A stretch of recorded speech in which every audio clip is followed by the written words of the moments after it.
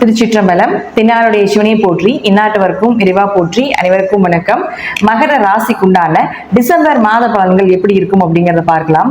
மகர ராசியை பொறுத்த வரைக்கும் பார்த்துட்டீங்கன்னா உங்களுக்கு முழுக்க முழுக்க சனி பகவான் வக்ரமா இருந்தார். இப்ப அந்த வக்ர ஏன்னா சனி பகவான் தான் உங்களுடைய ராசி அதிபதி. உங்களுக்கு பணத்தை கொடுக்கக்கூடிய கிரகம் யாருன்னா சனி பகவான் தான். அவர் கடந்த மாதம் பார்த்துட்டீங்கன்னா வக்ரமாக இருந்தார். இப்ப வக்ர நிவர்த்தி ஆயிட்டார். இப்ப வக்ர நிவர்த்தி ஆனதுக்கு அப்புறம் பார்த்துட்டீங்கன்னா சனி பகவான் ஏகதேசம் உங்களுக்கு 2ஆம் இடத்துல இருக்கும் பொழுது கொஞ்சம் பணவரவு, பொருளாதாரம் இதெல்லாமே கொஞ்சம் சிறப்பான ஒரு அமைப்பை நிச்சயமாக ஏற்படுத்தி கொடுத்துட்டு தான் இருப்பார். அதே போல குருவும் பாருங்க, குரு உங்களுக்கு 3-12 குடையவர். 3-12 குடையவரான குரு பகவான் வந்து மறையிறது ஒரு நல்ல யோகத்தை கொடுக்கும், அல்லது உங்களுக்கு வக்ரம் பெற்றாலும் அந்த யோகத்தை கொடுக்கும். உங்களுக்கு என்ன ஆயிருக்கு அப்படின்னு பாத்துட்டீங்கன்னா வக்ரம் ஆயிருக்கு. அப்ப வக்ரம் ஆகும் பொழுது என்ன செய்வார் அப்படின்னு பாத்தீங்கன்னா கொஞ்சம் பயணத்தை அதிகப்படுத்தி கொடுப்பார், தேவையில்லாத அலைச்சலை கொடுப்பார், தேவையில்லாத ஒரு மருத்துவ செலவு இதெல்லாமே கொடுப்பார். ஆனா உங்க ஜாதகத்துல குரு வக்ரமாக இருந்தால் இந்த பிப்ரவரி மாதம் வரைக்கும் பார்த்துட்டீங்கன்னா கண்டிப்பாக உங்களுக்கு பணவரவு, முயற்சிகள் கைகூடி வர்றது, சகோதரர்களால ஏதாவது உதவிகள் கிடைப்பது, செல்லக்கூடிய இடத்துல பெயர் புகழ் கிடைப்பது, செல்லக்கூடிய பயணங்கள் உங்களுக்கு பிரயோஜனமாக இருக்கக்கூடிய ஒரு அமைப்பு இதெல்லாமே குரு பகவான் நிச்சயமாக ஏற்படுத்தி கொடுப்பார். அடுத்தது பாருங்க செவ்வாய். இந்த செவ்வாய் யாருன்னா இது உங்க ராசி. செவ்வாய் யாருன்னா உங்களுக்கு 4 மற்றும் 11ஆம் அதிபதி.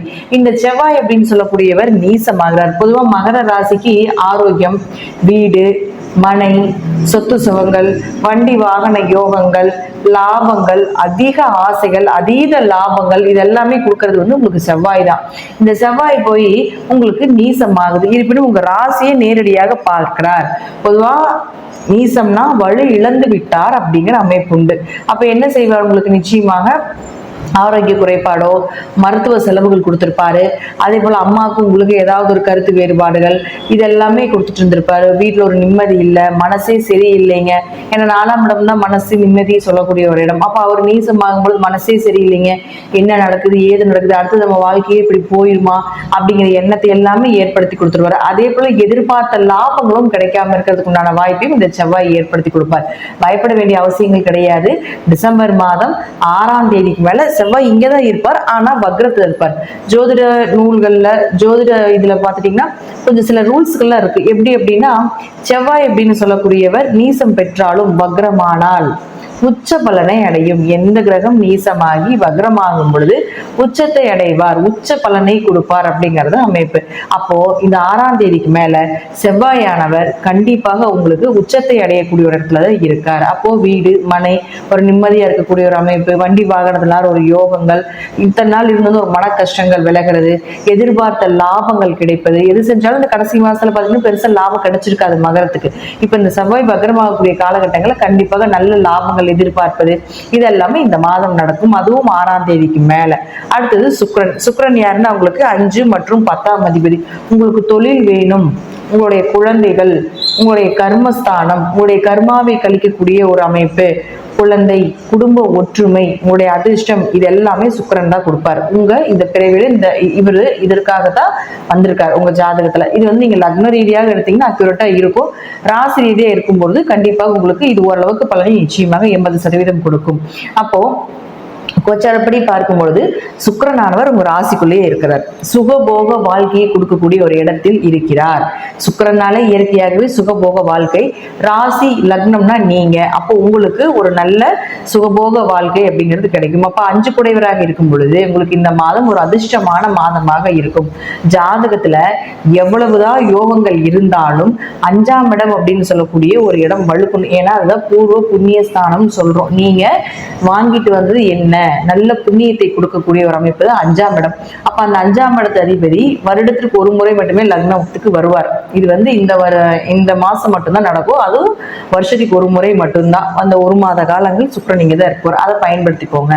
ஷேர் மார்க்கெட் சம்பந்தப்பட்டதாகவோ இருந்தாலோ, ஏன்னா உங்களுக்கு 3ஆம் இடம் ஷேர் மார்க்கெட், MLM, சீட்டு, வட்டிக்கு விட்டு வாங்குறது இதெல்லாமே உழைப்பில்லாம பணம் வருதுன்னா அதுக்கு 3ஆம் இடம். இயற்கையாகவே 3ஆம் இடத்துல ராகு இருந்து உங்க ராசியை பார்த்துட்டு இருக்குது. ராகுக்கு 3ஆம் பார்வை, 11ஆம் பார்வை, 7ஆம் பார்வை உண்டு.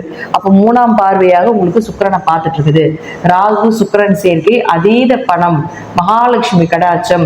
கேரக்டர் வைஸ்ல கொஞ்சம் கரெக்டா இருந்துக்கோங்க. இருப்பினும் ராகு சுக்கிரன் சேர்க்கை அப்படிங்கிறது அதிக பணத்தை ஏற்படுத்தி கொடுக்கறதுக்கு உண்டான, ஈஸியா பணம் வர்றதுக்கு உண்டான வழியை ஏற்படுத்தி கொடுத்துரும். அதனால இந்த மாசம் உங்களுக்கு ஒரு ஜாக்பாட் மாசம். சுக்கிரன் யார்? உங்களுக்கு அதிர்ஷ்டத்தை கொடுக்கக்கூடிய ஒரு கிரகம் தானே.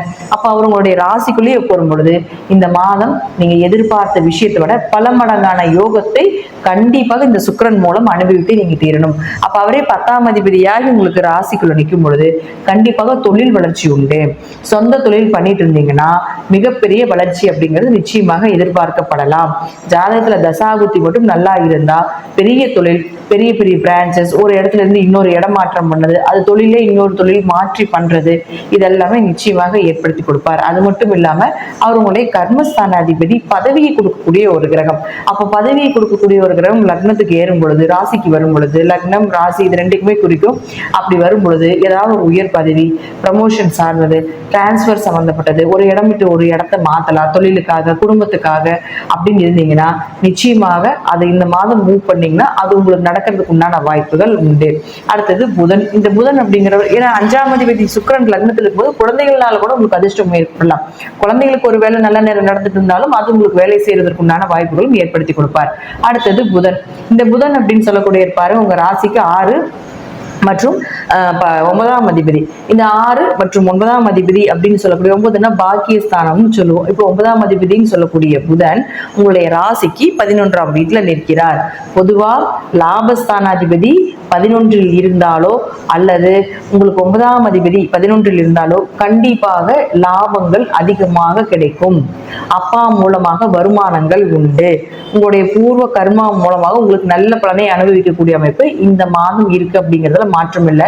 இந்த அதாவது இந்த மாசம் 3 கிரகங்கள் பார்த்துட்டீங்கன்னா வக்ரமாகிறார். 1 குரு பகவான், அடுத்தது செவ்வாய், அடுத்தது புதனும் வக்ரமாயிருக்கார். 26ஆம் தேதியிலிருந்து நவம்பர் மாதம் 26 டிசம்பர் மாதம் 15ஆம் தேதி வரைக்கும் உங்களுக்கு வந்து வக்ரம் தான். உங்க ஜாதகத்துல புதன் வக்ரமாக இருந்தாருன்னு வச்சுக்கோங்களேன், இந்த இடைப்பட்ட காலகட்டங்கள் 26 15ஆம் தேதி வரைக்கும் வேலை வாய்ப்பு நல்லபடி அமையுங்க. 6ஆம் இடங்கிறது கடன், நோய், வழக்க சொன்னாலும் கூட அரசு உத்தியோகத்திற்கு உண்டான எக்ஸாம் எழுதுவோம் இல்லைங்களா, அது எல்லாமே 6ஆம் இடம் தான். வேலை வாய்ப்பும் அதுதான்.